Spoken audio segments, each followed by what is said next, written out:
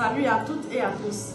Alors aujourd'hui, nous allons parler de la clientèle dans le bâtiment, précisément dans la construction. Nous allons développer 2 points.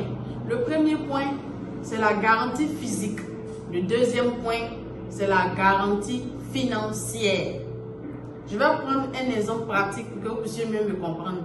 Sur le premier point, alors vous avez confié avec votre entrepreneur qu'il construise votre maison ou avec une société de construction. Et il a été convenu comme suite dans votre contrat entre guillemets, livrer la maison soit le 5 janvier ou le 5 février.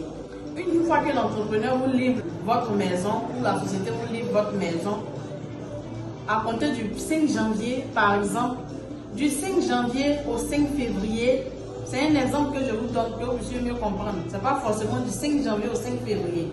Du 5 janvier au 5 février, les défaillances qu'il y aura dans votre maison est à la charge de l'entrepreneur ou de l'entreprise.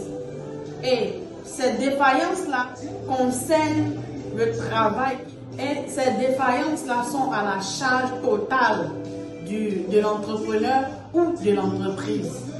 Vous n'avez plus à dépenser 5 francs, une somme quelconque que ce soit.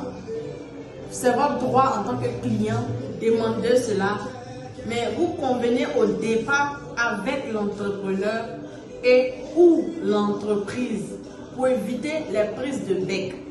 Le deuxième point, la garantie financière. Je donne encore un exemple banal.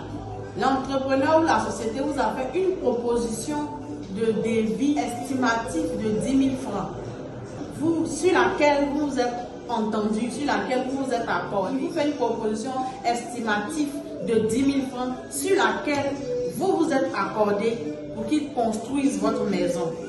Et ces 10 000 francs-là, vous lui dites, vous faites une négociation diplomatique, ça s'appelle la diplomatie. Vous ne lui imposez pas. La diplomatie, c'est une négociation. C'est une négociation. On échange et on se met d'accord. Un consensus, d'un commun accord. Vous lui faites la proposition, vous lui soumettez que vous souhaitez payer sur les 10 000 francs, 9 000 francs, soit en 2 parties, soit en 3 parties.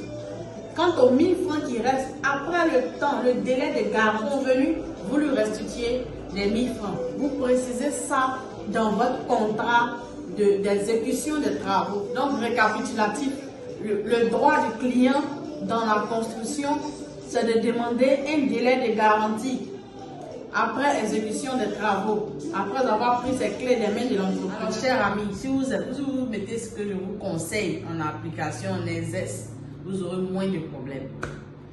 Merci.